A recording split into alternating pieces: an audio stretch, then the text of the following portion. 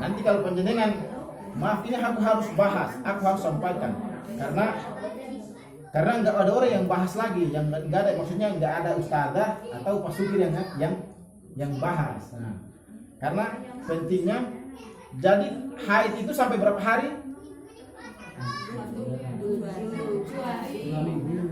Ada yang bilang, ulama kalau sepakat para ulama itu 15 hari. Itu ingat, 15 hari. Itu paling lama 15 hari. Kalau lebih dari 15 hari, itu darah penyakit, darah istikhadah. Jadi itu tidak mengharuskan mandi besar. Kalau keluar darah penyakit atau darah istikhadah itu tidak mandi besar. Panjenengan cuma hanya membersihkan setiap kali sholat, bersihkan. Tapi mau bagusnya itu pas azan, sudah azan. Nah, terus beberapa menit lagi komat, terus dibersihkan baru sholat. Setiap kali sholat dibersihkan. Nah, begitu. Tidak, jadi keluar darah itu atau darah penyakit itu tidak diwajibkan mandi besar, cuman wudu aja. Nah, di sini dalil tentang istihadah. Waktu maksimal terjadi haid adalah 15 hari menurut mayoritas ulama jumhurnya. Jika haid berlangsung sampai hari ke-15, maka darah keluar dihukumi haid. Namun jika lebih dari itu, maka darahnya yang keluar dihukumi sebagai darah istihadah atau darah penyakit. Darah istihadah adalah darah yang keluar disebabkan oleh penyakit, yaitu adanya pembuluh darah yang pecah di daerah rahim. Sifat darah ini berbeda dengan darah haid. Darah istihadah merah segar, sementara darah haid gelap dan berbau. Nah, ini harus harus dipahami, harus diketahui biar panjenengan bisa membedakan mana darah haid, mana darah penyakit. Nah, maaf ini aku harus singgung sedikit supaya panjenengan bisa tahu. Kalau mau lebih tahu lebih dalam, nah kalau buku nanti buka yang biasa ibu sekarang yang aktif di medsos itu, nah, jangan main-main game terus, jangan main-main YouTube terus. Nah, saya sekali buka tentang Islam, belajar tentang Islam, fikih Islam, bagaimana membedakan darah istihadah dengan darah haid.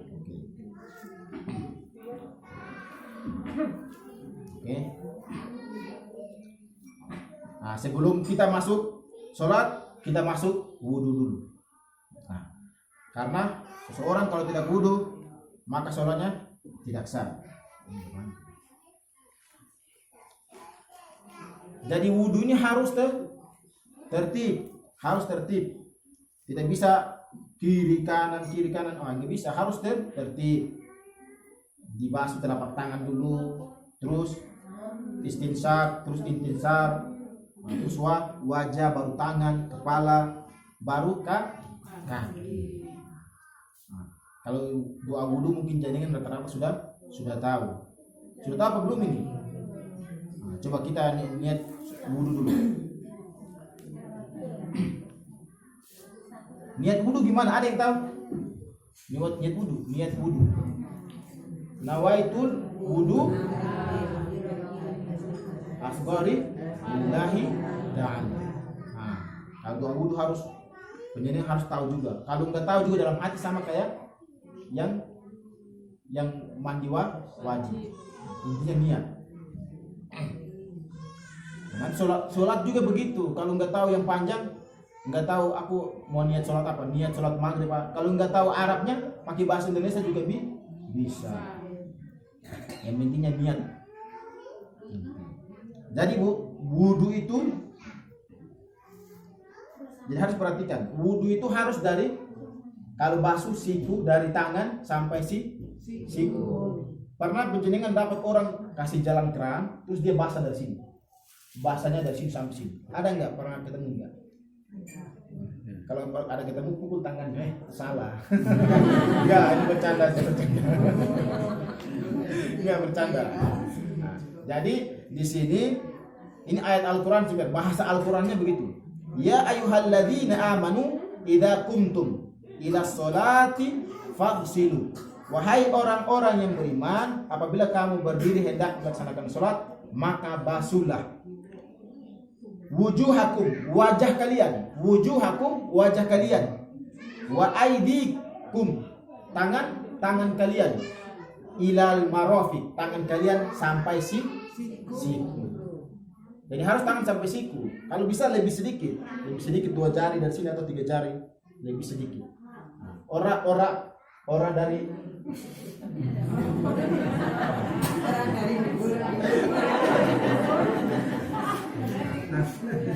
maaf ya, belajar toh. Nah, dari jadi bukan dari siku ke tangan sini ke sini, tapi dari pas gelangannya atau tangan sampai ke siku. Nah, itu bahasa Al-Qur'annya begitu. Nah, terus wamsahu birusikum wa arjilukum ilal ka'bain. Dan basuhlah kedua kepalamu dan kakimu. Jadi harus basuh apa? Basuhnya kepala bukan rambut. Jadi harus kepala bukan rambut. Kadang itu karena sudah sisir rambut dari rumah, apalagi bapak-bapak yang ke kantor ini kan pakai pemada pomade ya, biasa yang lengket itu kan, takutnya air kenal sehingga pemadanya hilang. Nah, jadi cuma gini. Jadi harus kepala yang dibasuh. Jadi beda basuh dengan usap. Nah, kepala yang diusap, wajahnya yang dibasuh. Beda basuh dengan usap. Kalau usap itu apa? Cuman kalau usap itu orang usah air itu, banyu itu kan. Nah, banyu itu nggak usah banyak sini kalau usap. Nah, cuman gini terus buang gini. Nah, ini untuk laki-laki. Kalau perempuan juga cari tahu tata cara wudhu untuk perempuan. Ingat, rata-rata tuh ibu-ibu sering buka jilbab baru wudhu. Ini pelanggaran besar kalau terjadi di masyarakat banyak, masuk di kota itu kan banyak campur laki-laki perempuan masuk keluar wudhu kan. Nah, jadi harus jangan buka jilbab saat wudhu untuk perempuan. Karena kelihatan apa? Aurat. Nah, aurat perempuan dari mana sampai mana? Coba. Ujung rambut sampai ujung kaki.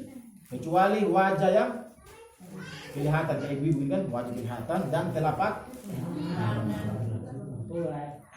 Kalau bisa pakai sarung kaki juga ya. Kalau bisa pakai sarung kaki. Nggak usah repot-repot Pak. Terima kasih Pak. Jadi jangan lepas jilbab. Nah, jadi untuk perempuan itu kalau pakai jilbab, perempuan berarti kan untuk perempuan kalau pakai jilbab itu begini, jilbabnya dikasih turun dikit, baru dikasih basah kepalanya. Nah, dikasih basah kepala. Terus kalau untuk telinga, ambil kasih masuk tangan dari belakang jilbab. Nah, kasih masuk tangan dari belakang jilbab, baru kasih telinga. Nah, jadi ada aturan untuk perempuan wudhu. Kalau lepas begini semua, berarti aurat kelihatan. Yang dosa siapa? Dosanya perempuan sama yang melihat. Kalau melihat nggak ada asrat nggak apa-apa. Nah, jadi harus menjaga aurat kita. Karena apa Bu? Kata Nabi itu perempuan itu adalah aurat. Nah, kata Nabi perempuan itu aurat. Apabila dia keluar rumah, maka setan akan mengintainya untuk mempercantikkan dia di depan mata laki-laki. Hati-hati. Itu keluar rumah, apalagi kalau berhadapan-hadapan begini. Wah, jadi berhadapan-hadapan begini dua orang, ternyata itu bukan dua orang, ada orang ketiga di situ. Siapa? Setan. Orang ketiga setan. Ini harus diperhatikan. Jadi ibu punya anak perempuan yang belum pakai jilbab, suruh pakai jilbab.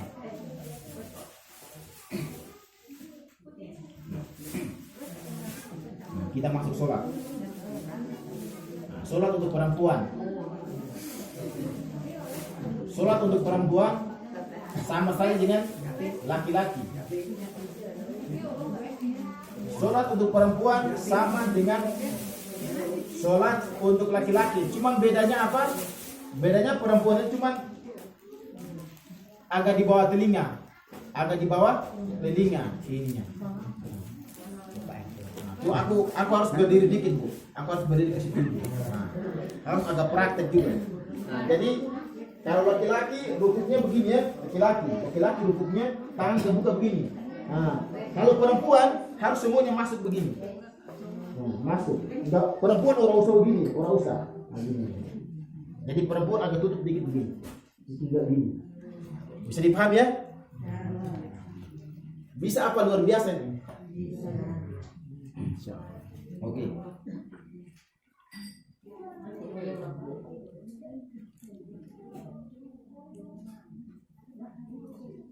Nanti sambil di apa? Minum aja nggak apa-apa. Sambil minum. Aku juga minum haus soalnya.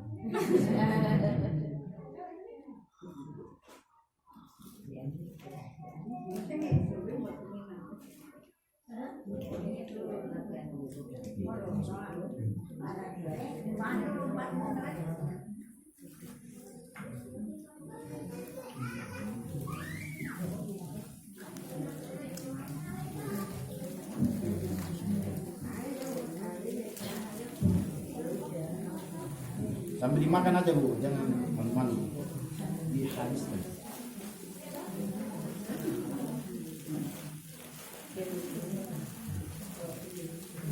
Di sini kita masuk macam-macam air.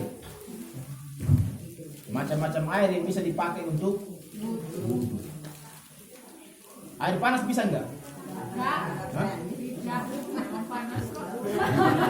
Air panas nggak bisa. Kalau air panas belum kenal wajah lagi tangan sudah. Jadi bukan air panas tapi air hangat. Kalau airnya terlalu panas dicampur air di dingin. Jadi ingat sebelum kita masuk materi ini, jadi harus jangan lupa doa tadi yang tadi aku sampaikan itu. Masih ingat doa mandi besar dengan doa itu? Masih. Oke, insyaallah. Kalau mau lebih ingat lagi, jangan lupa hari Senin ya, hari Kamis ya. Oke, jam 1 sampai jam 3. Bukan hanya belajar fikih, jam 1 sampai jam 3 itu bukan hanya belajar fikih, tapi kita mulai dengan Al-Quran, tahsinul Quran, yaitu mempelajari Al-Quran, memperbagus baca Al-Quran. Setelah itu baru kita masuk fikih. Macam-macam air.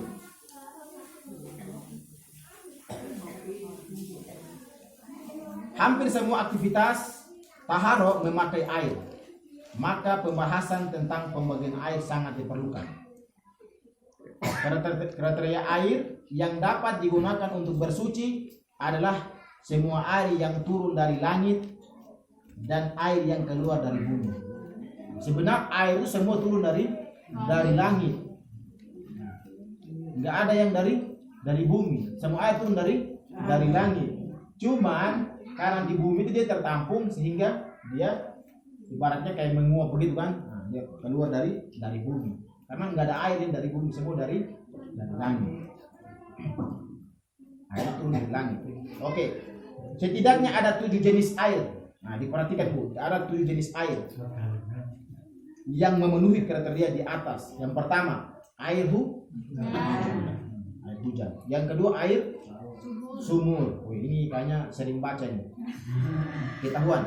Ketiga, air laut. Air sungai. Air mata air atau umbul kayak di Sungai Muda itu ya. Nah, Sungai Muda. Yang keenam, air salju. Air salju yaitu air yang turun dari langit dalam keadaan cair kemudian membeku di bumi. Yang ketujuh, air barat atau air es. Nah, jadi di sini rata-rata airnya dingin. Jadi yang subuh-subuh itu waduh luar biasa. Air es yaitu air yang turun dari langit dalam keadaan membeku kemudian mencair di bumi. Ketujuh macam air tersebut dapat digunakan untuk bersuci apapun bentuk asli penciptanya. Oke. Kita lihat, kita masuk air yang suci tapi tidak mensucikan. Air yang suci tapi tidak mensucikan. Air suci menyucikan, yaitu air yang suci secara zat. Secara zat ini apanya? Dan dapat menyucikan objek. Air ini disebut air mutlak. Air mutlak seperti apa? Air laut. Air laut itu mutlak. Dia asin. Mau taruh air berapa puluh ribu kilo di air laut tetap asin. Contoh air laut adalah air mutlak, suci, menyucikan meskipun rasanya asin. Nah, jadi penyedingan kayak di laut. Nah, tapi di sini rata-rata nggak ke laut, ke gunung ya. Kalau di tempatku rata-rata ke laut. Nah, kalau penyedingan mungkin di laut, tiba-tiba di laut, tiba-tiba ya kebetulan di laut. Nah, karena mustahil kalau di sini ke laut kan. Mustahil ya, rata-rata ke gunung. Nah, mungkin kalau air laut itu bisa dipakai untuk wudu. Jadi jangan heran kalau lihat, oh dia pakai air laut. Ya, jangan heran, ternyata bisa pakai air laut bisa. Nah, kedua, air suci menyucikan tetapi makruh digunakan. Nah, ini makruh digunakan. Air yang masuk kategori ini adalah air musammas. Air musammas itu air yang terkena sinar matahari. Nah, biasa ibu-ibu punya tong atau wadah buat cuci piring itu kadang itu kalau terkena matahari lama dia panas. Nah, itu boleh dipakai wudu. Nah, boleh dipakai wudu. Air musammas adalah air yang terkena sinar matahari langsung dengan terpenuhi 4 syarat berikut. Yang pertama, berada di bejana yang terbuat dari logam selain emas dan perak. Jadi penjaringan sini ada punya wadah cuci piring dari emas nggak? Ada nggak? Nggak ada. Kalau ada itu sungguh Firaun juga kalah tuh. Jadi kalau ada yang pakai emas, jelas emas, piring emas, jangan ditaruh di mana? Di lemari boleh, tapi jangan dipakai buat makan. Memang sombong banget itu. Sombong. Itu sebenarnya bukan mau makan pakai piring itu, tapi cuma mau jangan ya, kalau ada yang punya bejana emas, gelasnya emas, cangkir emas, jangan. Oke. Yang kedua, di daerah panas seperti Mekah. Nah, di Mekah itu rata-rata airnya agak panas, hangat. Sebenarnya bukan panas. Kalau panas itu kalau cerita aslinya dia sampai hangat aja. Yang ketiga, pada kondisi suhu yang sangat panas di atas normal. Yang keempat, digunakan pada anggota badan saat air dalam kondisi panas. Jadi itu makruh. Termasuk air yang makruh digunakan untuk bersuci adalah air yang sangat panas dan sangat dingin. Memang pernah tuh Bu, di Jogja itu saking panasnya, itu pas buka keran pertama air itu panas Pak, sampai ada yang tarik tangan gitu. Tapi dikasih biar lama-lama nanti akan dingin. Itu makruh, boleh karena makruh itu dikerjakan tidak berdosa. Makruh tidak dikerjakan tidak berdosa, tapi ditinggalkan mendapat pahala. Makruh itu dikerjakan tidak berdosa, terus ditinggalkan mendapat pahala. Itu makruh. Yang ketiga, air suci tidak menyucikan. Air suci tapi tidak menyucikan. Seperti apa air suci tapi tidak menyucikan? Air suci tapi tidak menyucikan. Air teh, sirup. Ada di sini wudu pakai sirup? Jangan wudu pakai sirup. Jangan wudu pakai air barangkali. Jadi air teh itu suci tapi tidak menyucikan. Karena awalnya air itu zatnya asli seperti ini. Tapi karena sudah masuknya teh, rubah zat asli airnya. Jadi air teh boleh diminum enggak? Karena suci. Tapi dipakai wudu boleh enggak? Ya, bisa dipahami ya? Diminum dulu Bu. Jadi boleh wudu pakai air segelas. Ternyata air segelas ini boleh pakai buat wudu. Nah, ini artinya hemat air. wudhu pakai air segelas ini boleh, itu hemat air. Karena ini udah mau musim kemarau, jadi pintar-pintarlah menghemat air. Kalau wudhu pakai air hangat yang mungkin bisa nggak? Boleh, bisa dihangatin bisa.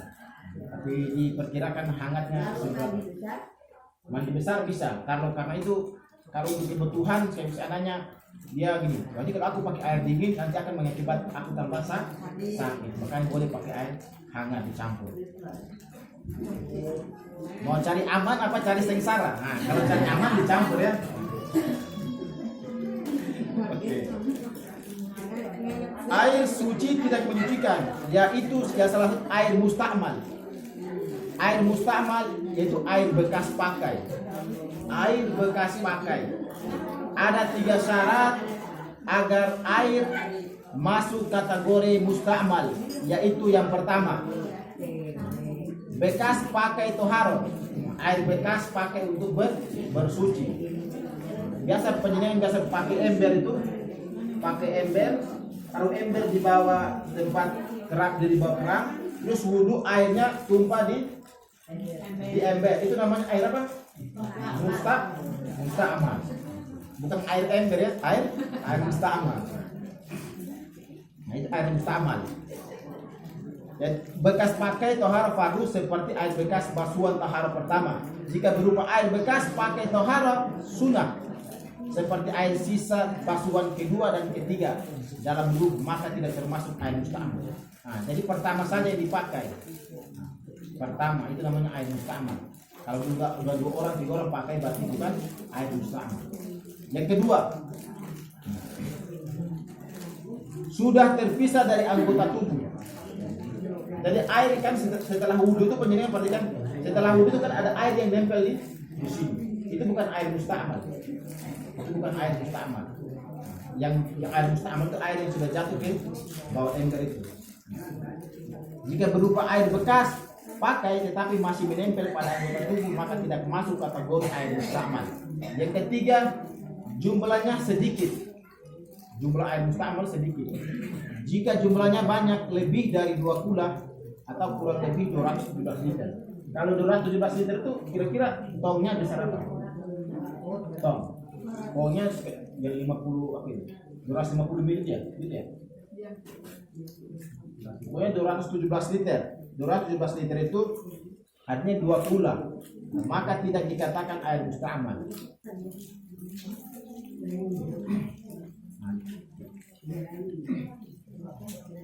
Oke. Jadi masih ingat makruh itu apa? Makruh itu ditinggalkan, dikerjakan tidak berdosa, ditinggalkan. Kalau wajib, wajib ditinggalkan berdosa. Dikerjakan mendapat. Ada sini meninggalkan wajib, ada enggak? Ada meninggalkan wajib. Contoh apa nih? Wajib. Sholat lima waktu. Puasa Ramadan. Termasuk haji enggak? Haji termasuk, illa kecuali bagian mampu atau bagian pincang ini? Bagian mampu ya. Bagian mampu. Orang pincang juga bisa haji. Banyak orang yang sehat, uang banyak, tapi belum bisa tentu haji. Karena belum apa? Belum dipanggil Allah. Banyak orang yang kurang mampu, tapi dia nabung-nabung, tiba-tiba dipanggil haji. Makanya harus bersyukur. Jadi penjenengan semua harus cita-cita harus naik haji. Dan cita-cita semua harus naik haji. Jangan cita-cita naik kuda jatilan. Itu bukan cita-cita, itu hobi. Naik kuda jatilan itu hobi, bukan cita-cita ya.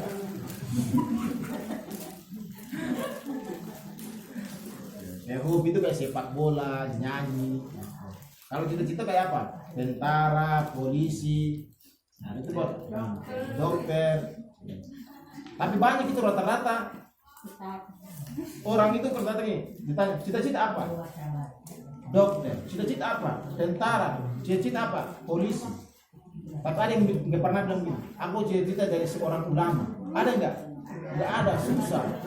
Karena mereka meyakini, karena dari kecil itu orang tuanya sudah ajar, nah cita-cita kamu nanti jadi ini, jadi ini, jadi ini. Makanya mereka terbiasa ketika ditanya cita-cita apa? Dokter. Ditanya cita-cita apa? Polisi, guru. Semua cita-cita itu karena apa? Menjamin pekerjaan. Ternyata kuliah untuk jadi dokter, jadi guru itu, kuliah itu bukan menjamin seorang mendapat pekerjaan, tetapi apa? Menambah wawasan. Kuliah itu untuk menambah wawasan, bukan untuk menjamin seseorang mendapat kerja. Banyak orang orang kuliah nganggur nggak? Banyak sekali nganggur. Banyak yang ada jualan-jualan di kampus banyak. Nah, itu orang kuliah. Tapi wawasan itu tetap ada. Dan ingat, kuliah itu bukan menjamin kita mendapat kerja, tapi sudah pasti menambah wawasan. Kalau mendapat kerja, kita lihat ada yang punya teknologi mesin, nganggur. Ada teknologi mesin, dia jual apa? Jual roti. Ditanya, Pak kuliah jurusan apa? Teknologi mesin. Oh, jualan roti. Iya, begitu mas takdir. Jadi rezeki itu bukan ada di saat kita kuliah, bukan ada di kebun, bukan ada di kantor, tapi rezeki itu ada di langit. Semua sudah ditetapkan Allah Subhanahu wa taala. Cuman tergantung kita. Kita cuman sebagai sebab-sebab untuk mendapat rezeki. Kalau mau dapat rezeki harus seperti burung, harus berusaha seperti burung. Burung itu keluar pagi perutnya kosong, pulang perutnya kenyang.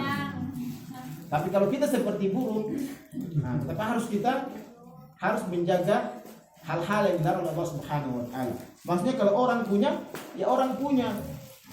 Kadang terjadi cuman karena satu buah salak itu atau satu buah kakao itu orang bisa masuk penjara. Itu baru di penjara dunia. Nanti di akhirat lagi kalau dia tidak bertobat disiksa. Pencuri Bu, kita jangan pencuri, jangan barang yang jauh-jauh. Tisu aja Bu. Alhamdulillah aku dikasih tisu tadi. Tapi kalau aku di situ enggak minta sama orang yang punya tisu, aku juga bisa dihisab. Sekecil apapun dihisab. Jadi tisu mau apapun itu tetap dihisab. Kadang itu yang punya rambutan, cengkeh itu yang biasa gantung-gantung pas di jalan itu jangan diambil, itu hak orang. Tapi kalau orangnya ikhlas enggak apa-apa. Tapi nggak tahu siapa punya. Kalau tahu Pak Suki punya nggak apa-apa, ambil saja. Nanti baru minta izin. Pak tadi aku ambil rambutan. Tapi Pak Suki punya nggak punya rambutan, punyanya cengkeh. Oke. Air suci yang tercampur benda suci, yaitu air yang tercampur benda suci hingga larut menyebabkan hilang sifat dasar air, seperti yang tadi ya. Misalnya air yang tercampur teh sehingga berubah warna atau rasa atau aromanya. Air seperti ini suci tetapi tidak menyucikan karena sifat dasar air sudah berubah.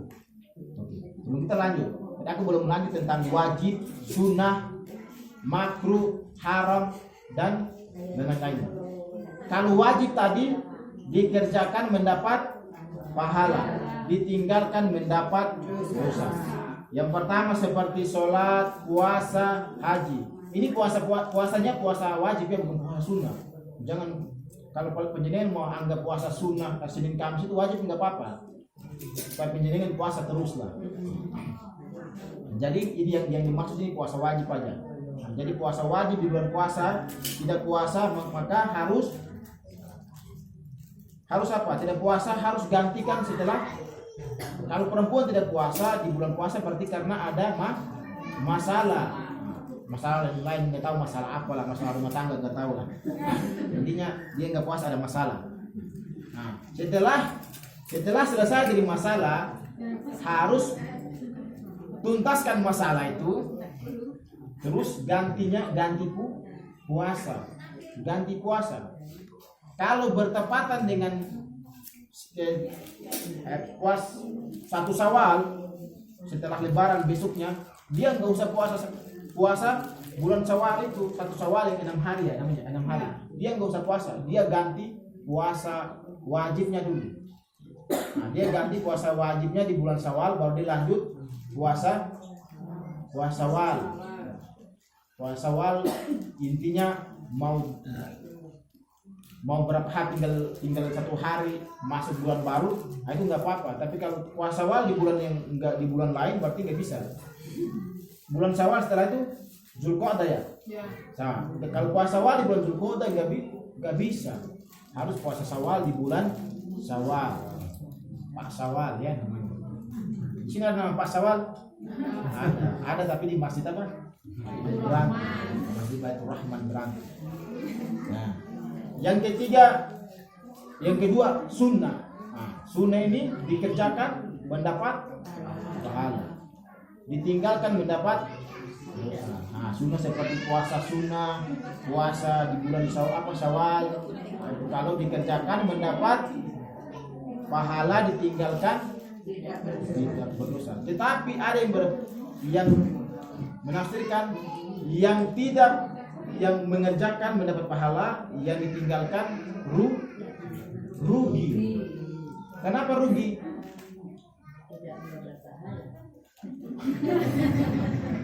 Karena puasa sunnah itu mendapat pahala. Puasa sunnah itu mendapat pahala, kalau ditinggalkan rugi. Mas orang mau kasih kita uang, nggak usah Pak, nggak usah. Berarti rugi. Pas pulang sampai di rumah, nah, diambil aja.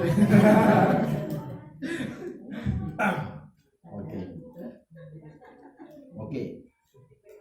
Terus makruh tadi sudah aku bahas. Makruh itu ditinggalkan, dikerjakan tidak berdosa, ditinggalkan mendapat. Masya Allah, ibu semua udah pintar tenang.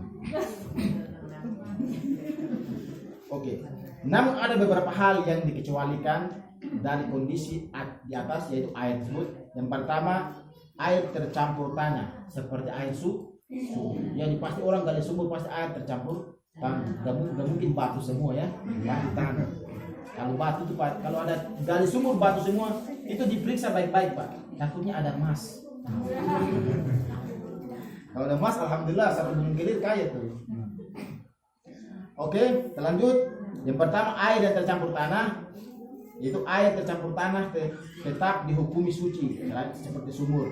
Selain susah dihindari, tanah tidak larut dan mengubah sifat air. Yang kedua, air yang berubah karena tempatnya. Misalnya, air yang berubah karena lumut. Nah, ada yang punya tong-tong yang sudah lama